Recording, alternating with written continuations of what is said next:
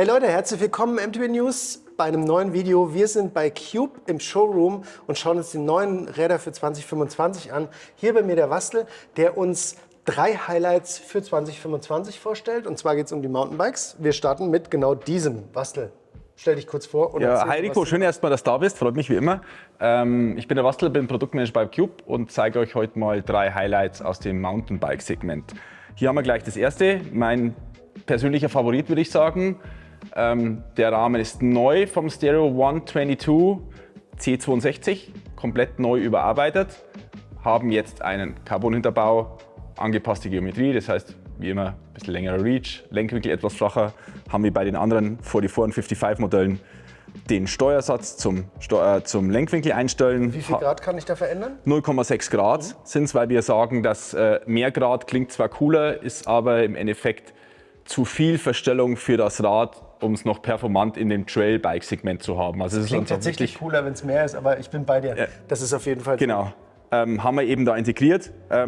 Was natürlich auch ist, wir haben natürlich einen Accessory-Mount unterm Oberrohr, Tools, Straps für Schläuche, etc. Haben hier das Topmodell. Da sind wir dann bei 6.000 €. Klar, Carbon-Lenker-Vorbeinheit, Carbon-Laufräder. Als wirklich leichtes Rad sind unter 12 Kilo für ein 120 mm am Heck, 130 mm Rad.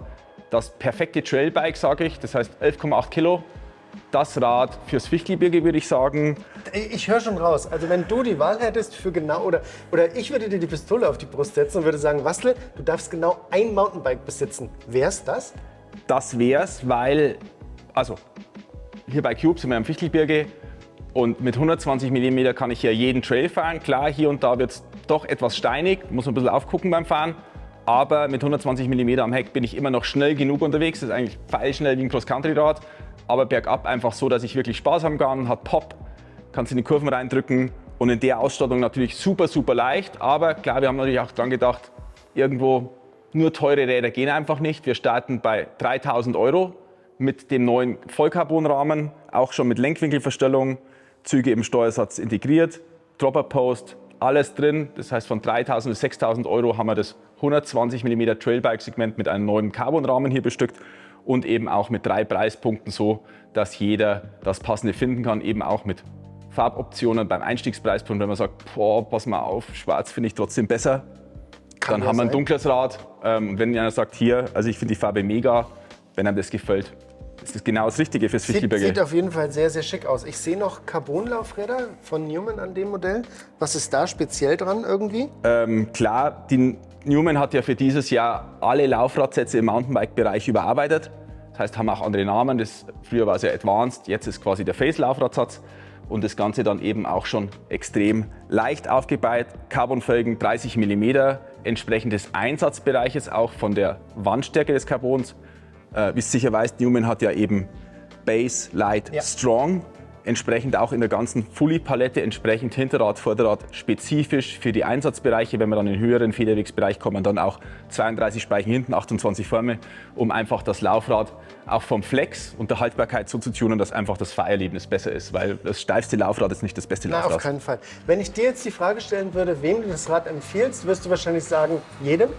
Ich würde sagen, jedem, wobei das ist natürlich zu ungenau. Ich würde sagen, jemand, der auch sehr gern lange Touren fährt, auch mal einen Alpencross, auch vielleicht mal 2, 3 Tage, sagen wir mal, im Bayerischen Wald, im Voralpenland eine Tour fahren will, aber der technisch alles fahren möchte. Das heißt, auch im Vinschgau, wenn ich sage, ich will 2, 3 Tage ins Vinschgau, kann ich auch mit dem Rad alle Trails fahren. Klar, es ist natürlich kein Downhill-Bomber. Ein bisschen aufschauen muss man, wenn man fährt, aber es ist definitiv nie das falsche Rad und das ist mir eigentlich wichtig. Ich kann überall auf der Welt mit dem Rad hin und habe überall Spaß. Also das war das Highlight Nummer 1 aus dem Showroom. Ich glaube, beim Highlight Nummer 2 geht es um ein bisschen mehr Federweg. Wir schauen mal.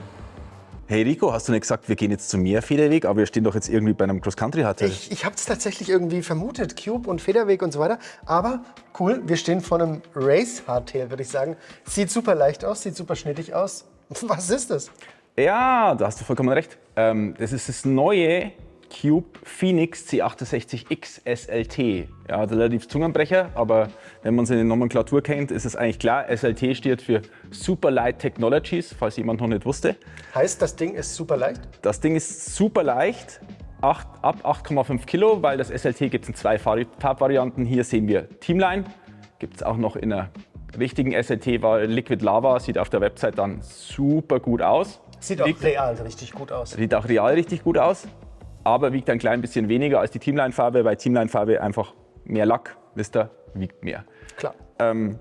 Was das Gute an dem Rad ist, es wiegt 8,5 Kilo, aber wir haben schon eine Power-Meter-Kurbel dran. Das heißt, ihr braucht nicht nachrüsten. Power, ihr wisst, was er für Watt dann den Berg hochtretet und runterfahrt. Volle Hütte mit Newman Face, den neuen Newman Carbon-Laufrädern, aber auch schon mit Bonua Carbon-Speichen. Wow. Das heißt wirklich Cockpit. Was wir am Rahmen neu gemacht haben, ist auch relativ offensichtlich. Wir haben hier Seatpost Clamp integriert, das heißt mit unserer Wedge mit 2 Schrauben, das heißt wesentlich geringere Klemmkräfte, die auf die Sattelstütze wirken. Sieht super clean aus.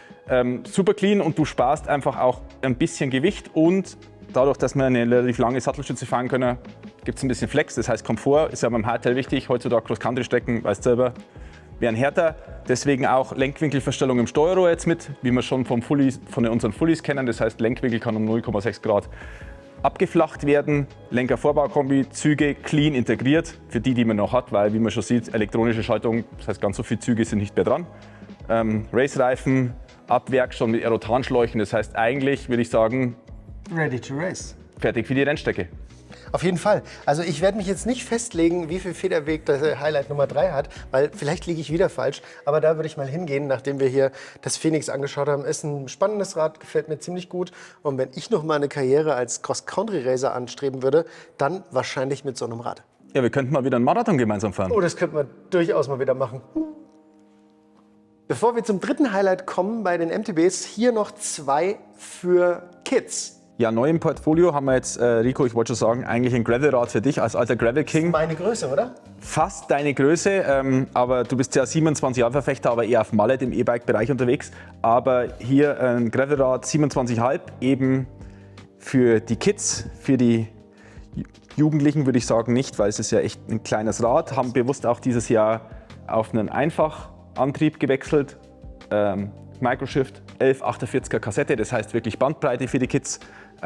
Schwalbe-Faltreifen drauf, damit eben rotierende Masse gering ist, damit sie Spaß haben mit den Eltern zu fahren.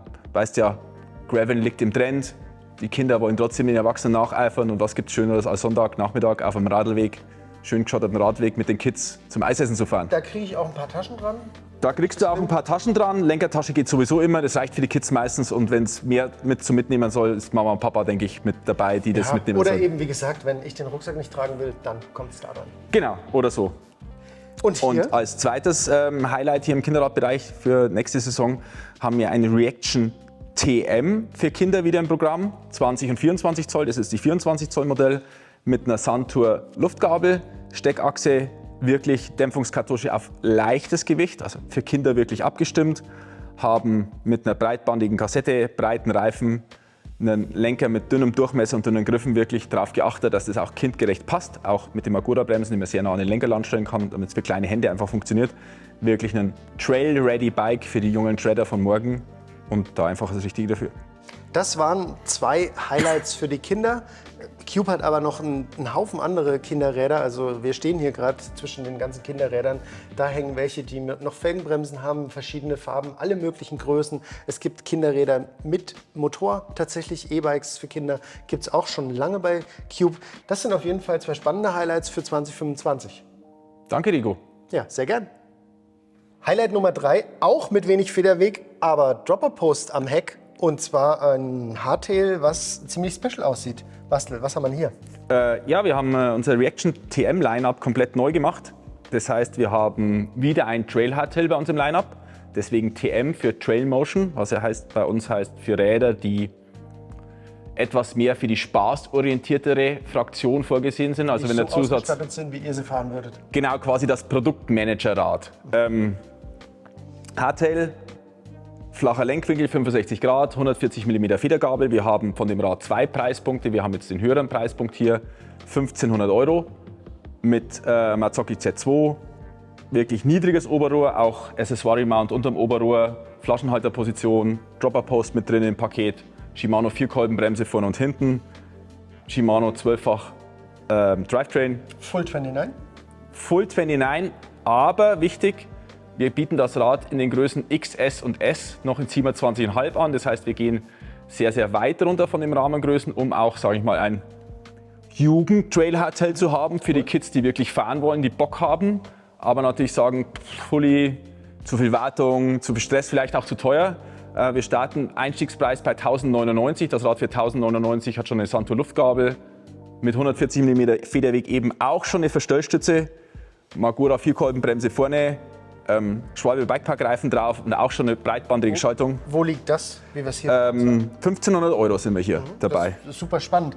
Das ist aber schon eher ein spezielles Rad. Also es ist kein Hardtail, was man sich so einfach so holt, sondern eher schon vielleicht eine Erweiterung zum ist eine Erweiterung oder ich meine, ich sehe es ja so ein bisschen, es ist halt ein bisschen ein Rad für Puristen, der richtig Trails fahren will auch, aber eben sagt, pass mal auf, Fully, bisschen viel Lagerpunkte, den Dämpfer hinten muss man ab und zu mal zum Service bringen, etc. Das Rad, das man immer nehmen kann, auch wenn das Wetter mal schlecht ist. Klassisches, sage ich, Freunde von mir aus England fahren schon immer nur Hardtail im Winter, weil sie einfach sagen, sonst werden die Räder kaputt. Die hauen sich da durch die Hänge da durch und fräsen ihre Tracks da rein. Und es schult natürlich auch die Linienwahl, glaube ich, so ein bisschen, ne?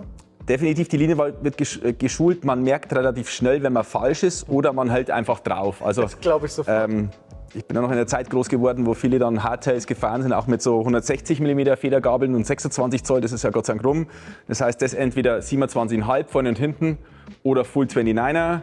Rahmengrößen von eben XSS sind 27,5 und M, L und XL dann eben auf 29 Zoll unterwegs vorne und hinten. Federweg an der Front, du hattest es, glaube ich, schon gesagt. 140 mm finden wir, ist ein bisschen der Sweet Spot für einen Trail Hardtail, weil mehr Federweg, du hast halt hinten keinen Federweg, das heißt, es ist ja schön, wenn die Gabel ist glatt bügelt, aber irgendwann kommt es hinten an. Ja. Ist auch immer noch so kontrollierbar, dass man noch schön damit fahren kann, aber bergab eben mit dem 65 Grad Lenkwinkel, schön Fersen einklappen, kann man richtig ballern gehen mit dem Ding. Sieht auf jeden Fall sehr, sehr haltbar aus. Also der Aluminiumrahmen ist schön verschliffen hier vorne und hat hier und da ein kleines Gasset. Also sieht wirklich extrem haltbar aus und sehr spaßig. Ja, und auch wichtig, niedrige Überstandshöhe. Wir sind jetzt hier beim Medium. Das heißt wirklich ein Upsizing, wenn man sagt, pass mal auf, ich fahre gerne einen langen Reach, ist ohne Probleme möglich, weil wir wirklich geguckt haben, dass es so niedrig wie möglich vom Oberrohr echt slung aussteht. Trail fahren, danach noch am Pumptrack, abend noch ein paar Dirtjumps drüber. Danach im Biergarten ist ein gutes Rad dafür. Was natürlich auch gut sichtbar ist, also es geht ja eh schon ein bisschen drum um Servicefreundlichkeit, also kein Zeug, was man groß warten muss. Auch die Züge gehen hier in den Rahmen, nicht durch das Headtube, also durch die Abdeckung vom Steuersatz, sondern gehen in den Rahmen rein, was es ein bisschen erleichtert, wenn man da was zu tun hat. Das auf jeden Fall, weil wir natürlich trotzdem sagen, das ist ein Rad, was wirklich gefahren wird, auch eben von jungen Menschen oder Menschen, die einfach sagen, pass mal auf, ich gehe nicht so viel Geld aus, ich habe nicht so viel Zeit, das immer in den Laden zu bringen, wo man selber noch was reparieren kann. Deswegen Züge laufen natürlich im Rahmen, aber nicht durch Steuerrohr. Auch ein Rad, was wirklich im Winter auch genutzt wird, wo man sagt, pass mal auf, ich kann schnell mal Steuersatz raus und reinklopfen und eben ein Rad für jemand, der wirklich fährt. Also deswegen auch, ist ein Nischenprodukt, wissen wir, spricht nicht jeden an. Ich fahre es gerne, schult die Fahrtechnik und ist immer mal wieder gut, sich auf den Hardtail zu setzen, empfehle ich jedem, weil dann merkt man erst mal, wie viel das Fully eigentlich wegbügelt, wenn man sagt, oh, ich muss die Linienwahl verbessern am Fully, da ist der Hardtail echt das Richtige. Auf jeden Fall, also ich finde, das Reaction TM ist auf jeden Fall eines der 3 Highlights vom Cube Showroom 2025 und holt mich tatsächlich voll ab. TM würde ich persönlich übersetzen mit Trail Manager, weil es ja das Rad der Produktmanager ist. Also ich finde es ziemlich cool. Wenn ihr Fragen zu den Highlights von Cube habt, dann postet es in die Kommentare, das würde uns spannend, ziemlich interessieren. Wenn ihr ein anderes Highlight bei Cube habt, vielleicht irgendein Rad, was wir jetzt nicht hatten, postet es auch mal in die Kommentare, weil das interessiert uns natürlich auch. Wenn ihr Fragen habt, dann beantworten wir die über den Wastel. Wastel, es war wie immer ein Fest, bei dir sein zu können. Sehr, sehr schön und ihr bleibt sturzfrei und habt viel Spaß. Dankeschön.